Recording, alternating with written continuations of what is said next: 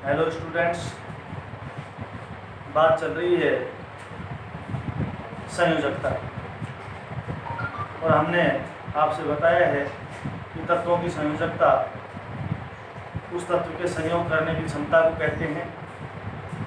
संयोजकता को 3 प्रकार से ज्ञात किया जा सकता है। एक तो तत्वों के इलेक्ट्रॉनिक विन्यास के आधार पर कि किसी तत्व का परमाणु, किसी तत्व के परमाणु के बाह्यतम कोश में जितने इलेक्ट्रॉन होते हैं वो इलेक्ट्रॉन की संख्या ही उसकी संयोजकता होती है।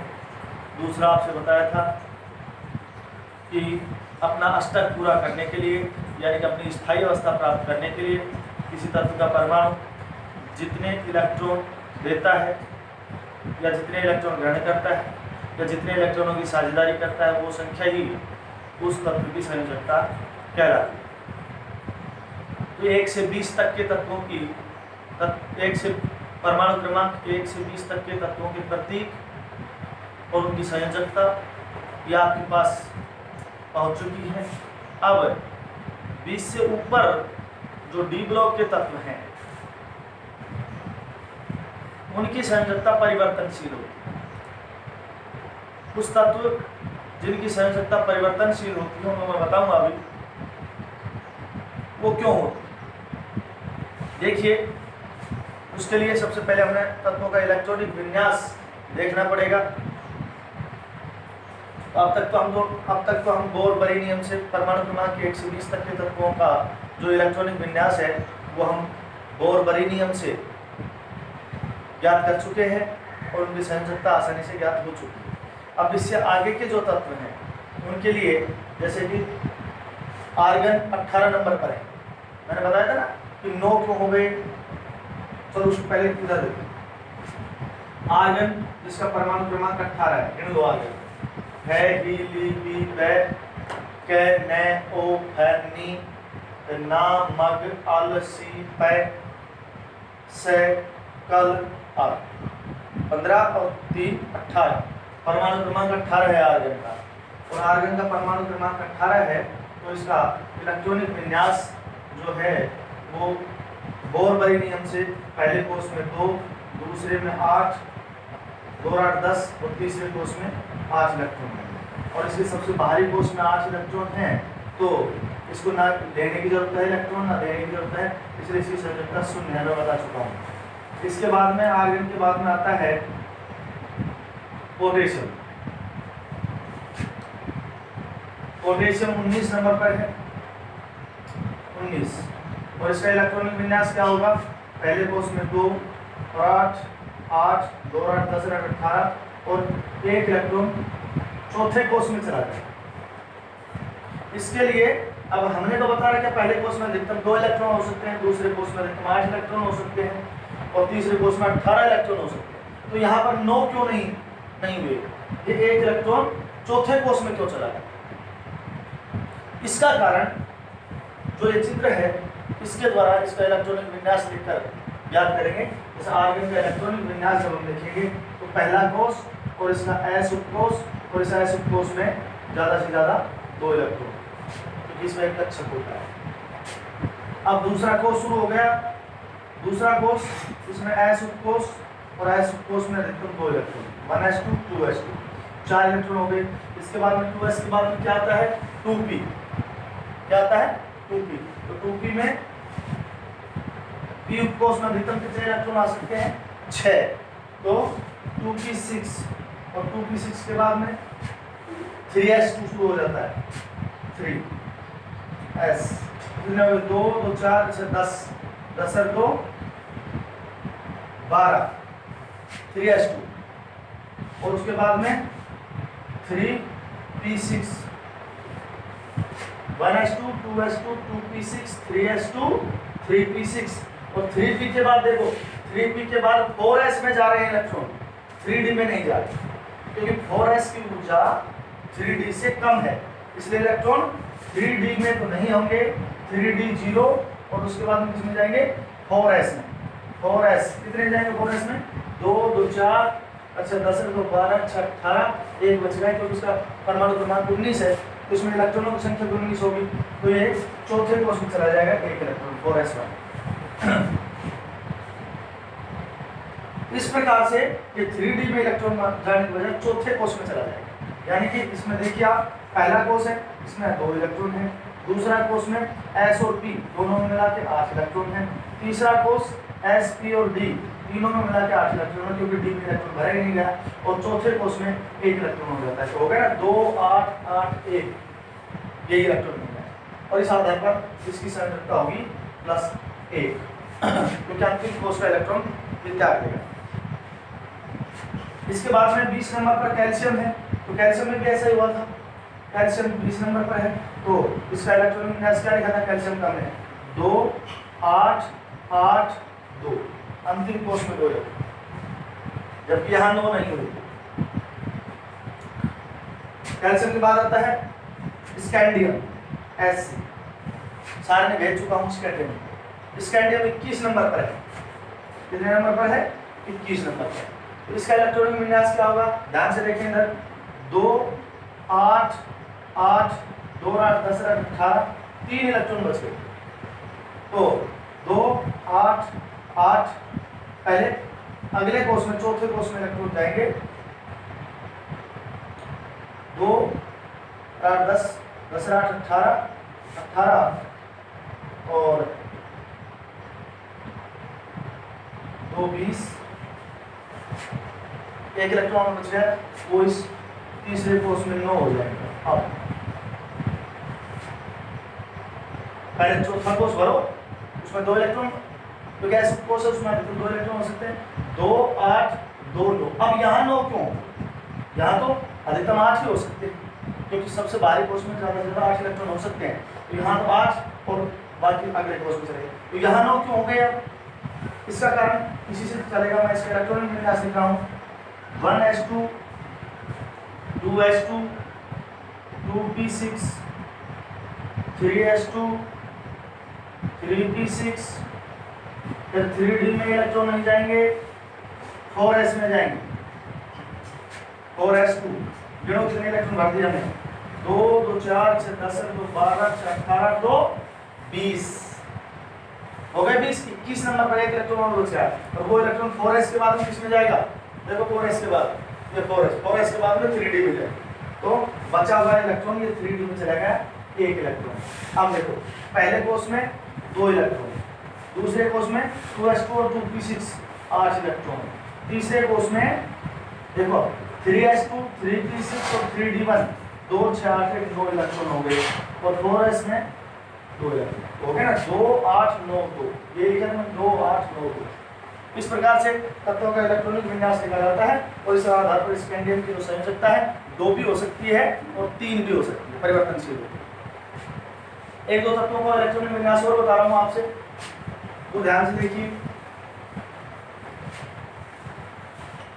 जैसे कि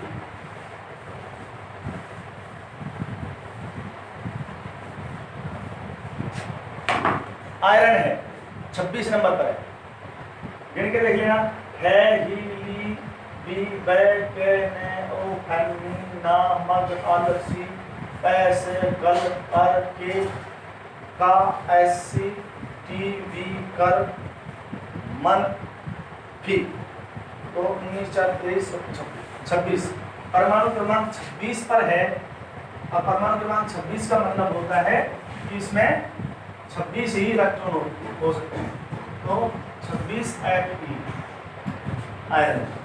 और इसका इलेक्ट्रॉनिक विन्यास लिखते हैं हम 1s2 2s2 2p6 3s2 3p6, 3d में इलेक्ट्रॉन मिल जाएंगे, पहले 4s में जाएंगे 4s2, अब 4s के बाद में 3d में जाते हैं, चित्र में देख लिया करो, 4s के बाद 3d में जाते हैं, तो 3d में 2 2 4 6 10 2 12 6 18 2 20 20 बचे कितने 6, तो 6 इलेक्ट्रॉन d में आ सकते हैं, क्योंकि d उपकोष में अधिकतम 10 इलेक्ट्रॉन हो सकते हैं, तो अभी 6 ही है। तो इस आधार पर इस लोहे की संयोजकता जो सबसे भारी कोष, अब मैं बोरबरी नियम से पहले कोष में अधिकतम 2 इलेक्ट्रॉन है, दूसरे में 8 है, तीसरे कोष में अधिकतम 6 से 12 2 14 है, और चौथे कोष में 2 इलेक्ट्रॉन। आप देखिए सबसे भारी कोष में 2 इलेक्ट्रॉन है, चौथे कोष में, तो इस आधार पर इसकी संयोजकता +2 भी हो सकती है। लेकिन इसमें एक चीज और है कि जो कक्षक होते हैं या तो पूरे भरे हो या फिर आधे भरे हो, तब वो परमाणु ज्यादा स्थायी होता है। या तो कक्षक पूरा भरा हो, जैसे S है, या तो इसमें 2 इलेक्ट्रॉन हो या फिर 1 इलेक्ट्रॉन। P है, या तो उसमें 6 इलेक्ट्रॉन हो या फिर उसमें 3 इलेक्ट्रॉन हो। D हो, या तो उसमें 10 इलेक्ट्रॉन हो या फिर 5 इलेक्ट्रॉन हो। तो पूर्ण पूरित और अर्धपूरित स्थिति जो होती है, यानी कक्षक या तो पूरा भरा हो या फिर आधा भरा हो, तो वो ज्यादा स्थायी होता है। तो यहाँ पर वही कंडीशन पैदा हो रही है कि 3D जो है वो 6 है और 3D 5 होगा तो ज्यादा स्थायी होगा। तो 3D 5 होने के लिए ये 1 इलेक्ट्रॉन यहाँ से आसानी से त्याग सकता है, 2 तो 3 इलेक्ट्रॉन आसानी से त्याग सकता है, इसलिए जो लोहे की संयोजकता है +2 भी हो सकती है और +3 भी हो सकती है। एक चीज ध्यान रखनी है, जब किसी तत्व की संयोजकता कम होती है तो उसके पीछे, उसके नाम के पीछे अस लगता है, और जब संयोजकता ज्यादा होती है तो उस तत्व के नाम के पीछे इक उपसर्ग लगता है, इक। जैसे कम संयोजकता +2 है तो इसको फेरस कहेंगे। क्या कहेंगे? फेरस। और जब ज्यादा संयोजकता है तो इसको क्या कहेंगे? फेरिक कहेंगे, फेरिक, फेरिक। इसी प्रकार से जैसे एक और तत्व बताऊं मैं, कॉपर। ये कॉपर 29 नंबर पर, 29 नंबर पर है, तो इसका इलेक्ट्रॉनिक विन्यास भी हम इसी तरह से लिखेंगे। कैसे? 1s2 2s2 2p6 3s2 3p6 3p6 के बाद में 3D में इलेक्ट्रॉन नहीं जाए, लिख दो जरूर 3D, एक इलेक्ट्रॉन, इसमें 4s के बाद 4s2 4s के बाद 3D में आ जाओ, तो 3D कितने बच गए? 2 2 4 6 10 2 12 6 18 2 20, तो 3D में 9 चले जाएंगे, 9 3D 9। अब यहाँ पर वही स्थिति है, चौथे कोष में 2 इलेक्ट्रॉन है, लेकिन 3D तीसरा कोष और D उपकोष और उसमें 9 इलेक्ट्रॉन, लेकिन D में 10 होने चाहिए, तो पूरी स्थिति ज्यादा स्थायी है, इसलिए यहाँ पर 4s में 2 इलेक्ट्रॉन है, तो इसकी अर्धपूरित स्थिति ज्यादा स्थायी होगी। तो ये इलेक्ट्रॉनिक विन्यास ये हो सकता है 3D10 और 4s1, यानी कि 4s से एक इलेक्ट्रॉन 3D में चला जाएगा। अब ये ज्यादा स्थायी, और इस आधार पर इसकी संयोजकता +1 होती है, क्योंकि सबसे अंतिम कोष में 1 इलेक्ट्रॉन। इसके अलावा जो 1 इलेक्ट्रॉन यहाँ चला गया 3D में, वो भी कभी कभी उत्तेजित अवस्था में त्याग देता है, और तब इसकी संयोजकता होती है +2।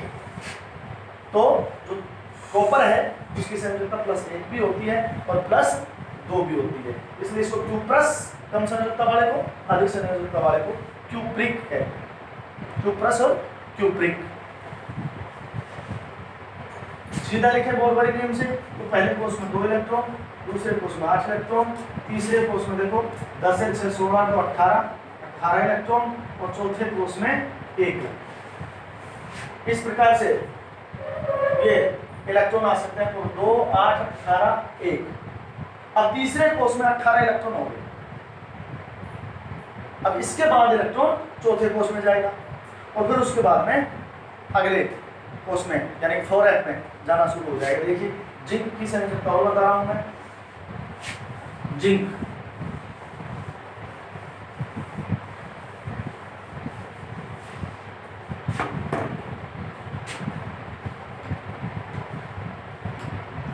जिंक 30 नंबर पर,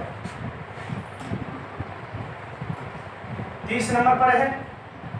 देखो जिंक की संयोजकता 1s2 2s2 2p6 3s2 3p6 3D में इलेक्ट्रॉन नहीं जाएंगे, पहले 4s में।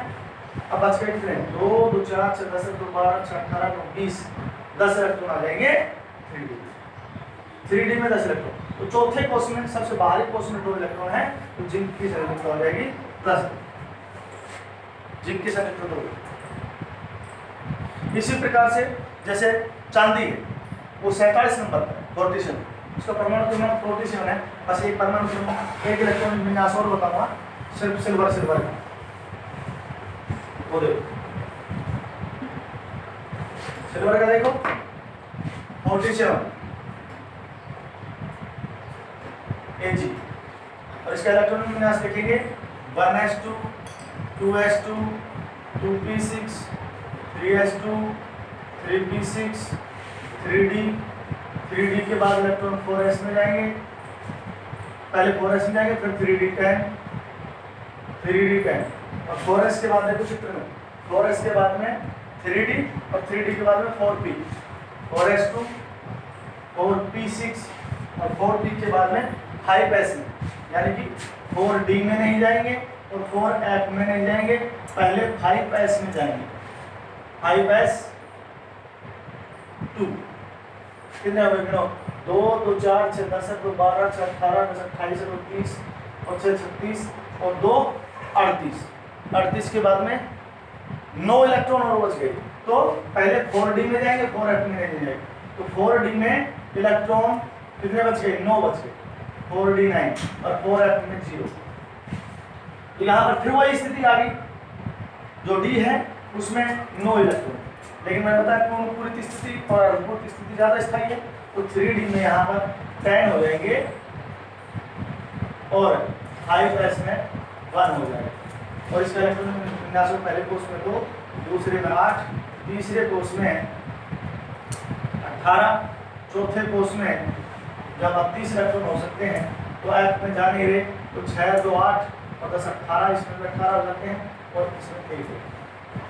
सबसे बाहरी कोर्स में 1 इलेक्ट्रॉन है, तो इस चांदी की जो संयोजकता है सिल्वर की जो संयोजकता प्लस 1। इस आधार पर हम तत्वों की संयोजकता का निर्धारण इस प्रकार इलेक्ट्रॉनिक विन्यास लिखकर भी कर सकते हैं। तो अब मैं कुछ तत्वों की संयोजकता दर्शाऊंगा यहाँ पर सारणी में, वो आपने स्क्रीनशॉट ले लेना है, वैसे मैं कल लिखकर भी भेजूंगा आपके पास। तो पहले